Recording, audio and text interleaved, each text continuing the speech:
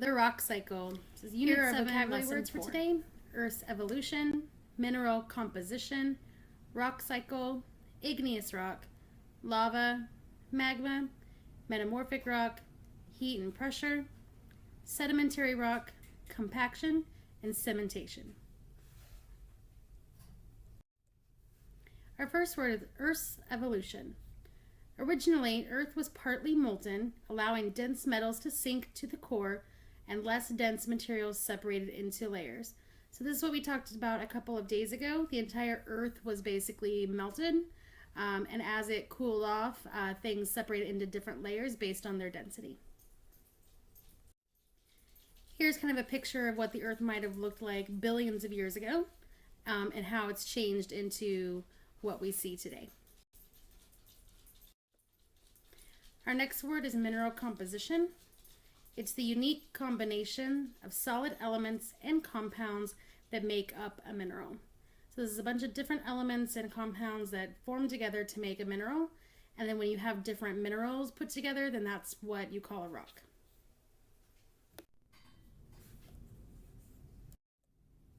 So here's a picture of what a mineral might look like. So this is different elements and compounds that are formed together to make a specific mineral. The rock cycle.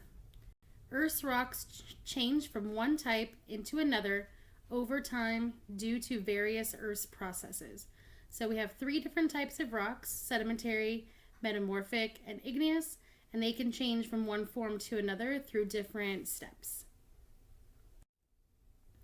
So here's an example of the rock cycle. So viewed over long time spans, rocks are constantly forming, changing, and reforming. The arrows represent the processes that link each rock group to the others. So we will learn about what each of these different steps means.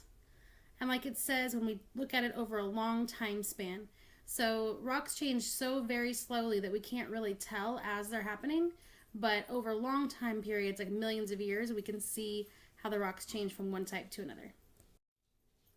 Igneous rock. This is formed when lava or magma cools and solidifies. Lava cools quickly and magma cools slowly. So remember that lava is molten rock above ground and magma is molten rock below ground. Here's an example of some igneous rock. Lava. It is molten rock or magma that has reached the Earth's surface, rapidly cooling small crystals. So when the lava comes above ground, it hits the air in the atmosphere and it cools down very, very fast. And because it cools off very fast, quickly, it has very small crystals. So this is like obsidian or pumice, which you'll see examples of in class. This is what lava looks like when it is oozing. Magma is lava, but it's underground. So it is melted or molten rock material under the Earth's surface. It cools slowly and has larger crystals. So here's where we have like granite or different types of marble. They have cooled off so slowly, they have these kind of big chunks and crystals in the rock. So here we have magma, which is below ground, and then lava, which is above ground. Metamorphic rock is our second type of rock. This is formed deep underground where heat and pressure cause existing rocks to be changed. So we typically find these at the bases of mountains because they have so much pressure from that mountain sitting on top of them and pressing down. So metamorphic rocks are usually very flat, and they can be any color. It depends on what color the rock was that it started with. So you start with one type of rock, you press it down, you heat it up, and it becomes metamorphic. So here, for example, you can kind of see all the different chunks of the rock that became this metamorphic rock. So we started with all different kinds, and then over millions of years of heat and pressure, it formed this big chunky rock. So heat and pressure, we were just talking about this. These are changing variables due to the weight of overlying rocks forming metamorphic rock. So as the material on top of the rock pushes down, that's pressure. And then as it presses it closer to the mantle, it heats up also. So heat and pressure. So here's an example. So we have all of these layers of rock here. All of this material above it is pressing down. And then here we have magma underground, or the mantle, and it is radiating heat up towards that rock. So this rock is getting heated and pressed and kind of cooked. Our last type actually of rock is sedimentary rock. These rocks form when particles of other rocks are deposited in layers and are compacted and cemented together. So sedimentary rock occurs when other types of rock break down into little pieces.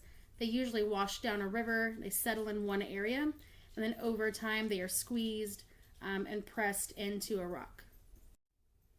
So a really big tip or a big clue that this is a sedimentary rock is that it has these stripes. So these are all the different layers of rock that were deposited or settled in one area, and then as they got pressed down and squeezed, they formed this rock where you can see the different layers of the rocks before it.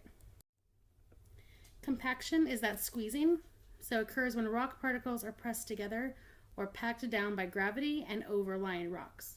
So you have one layer of sediment or little pieces of rock that settles, the next batch comes down and sits on top of it, and then another layer and another layer and another layer.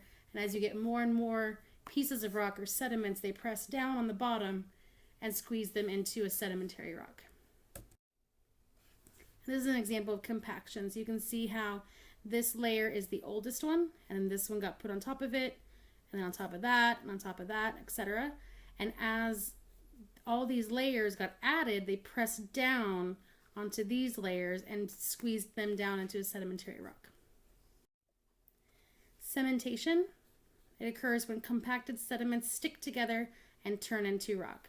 So this is where we have all the layers being pressed down. Over time, the water that would be on top of them gets squeezed out, and they end up sticking together, kind of like cement. All right, so now it's time for our guided notes. The first part will be the 3 types of rocks.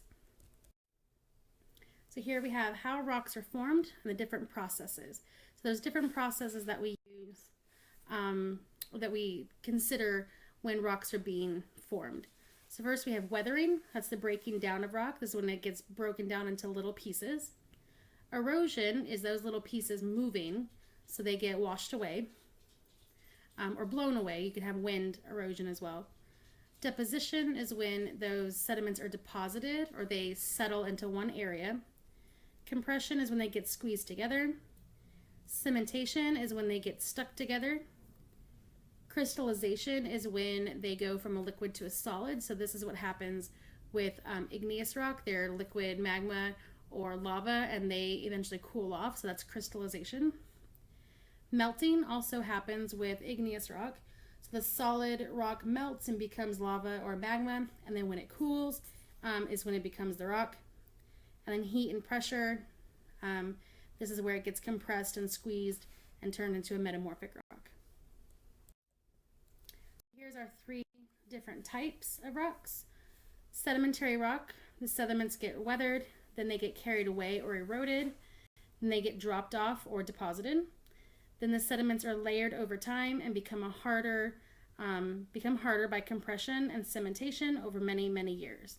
So previous rocks or older rocks get broken down, they get washed away or blown away, that's erosion. They get dropped off or they settle, that's deposition. Then they get squeezed, that's compaction. And then they eventually stick together and make a rock, and that's cementation.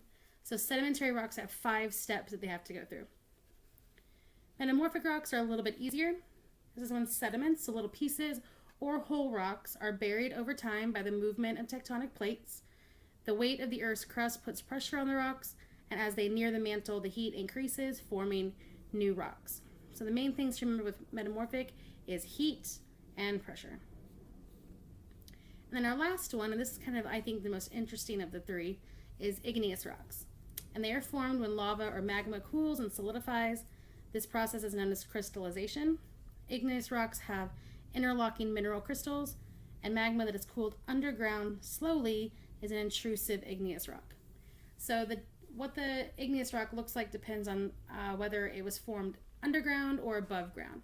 If it's above ground, it's gonna cool off really fast. It's gonna have very small crystals, and it's gonna look kind of smooth. And then if it forms underground, it's going to cool off a lot slower, so the crystals have time to form and get bigger, and so those rocks tend to look a lot chunkier. So our next part is the actual rock cycle. So a mineral is a naturally occurring inorganic solid with a fairly constant chemical composition and fairly constant crystal structure. So these have the same types of chemicals within them, and then throughout the mineral, it looks pretty similar. So minerals are affected because the tectonic plates move, so we talked about this last class, to where this plate gets pushed underneath. This part down here gets melted as it goes down into the mantle, becomes magma. And then this can also affect metamorphic rocks, because as these move, the rock here that's getting pushed down has more pressure on top of it because now it's under another layer.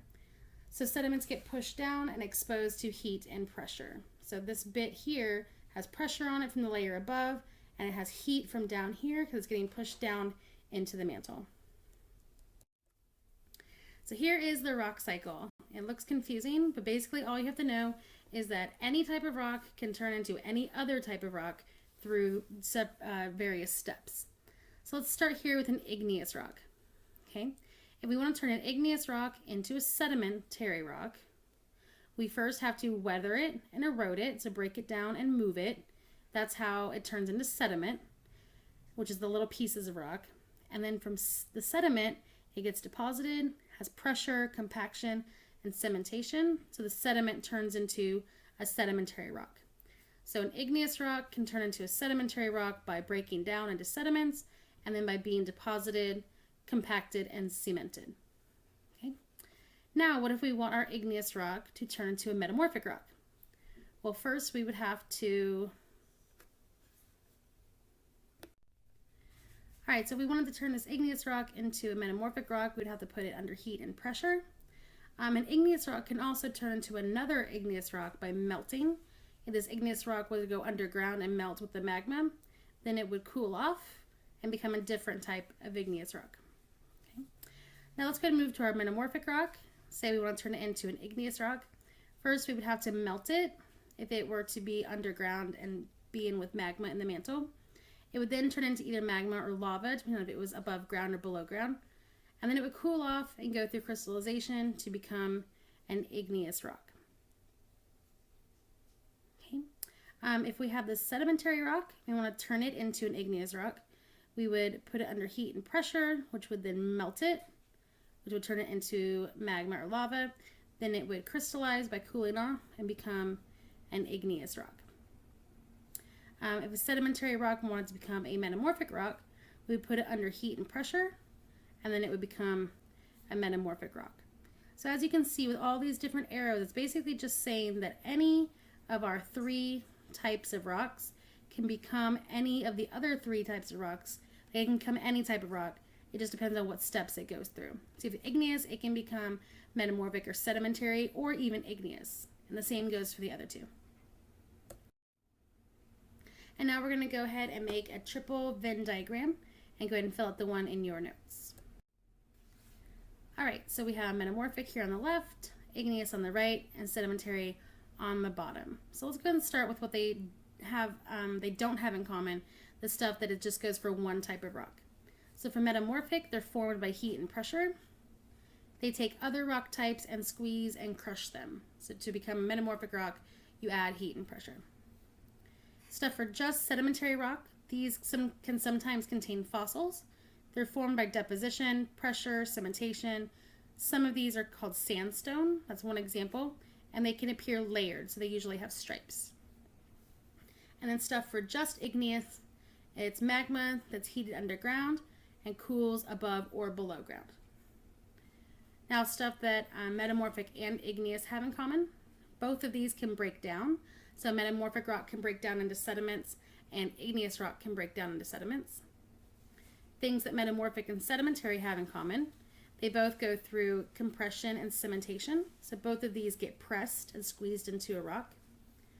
And then igneous and sedimentary, they have in common that they can both break down.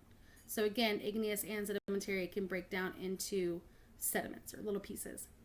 And something that all of them have in common is that rocks all can change. So each type of rock can change into different types, and processes form them. So all three are made by different processes: melting, cooling, compaction, erosion, etc.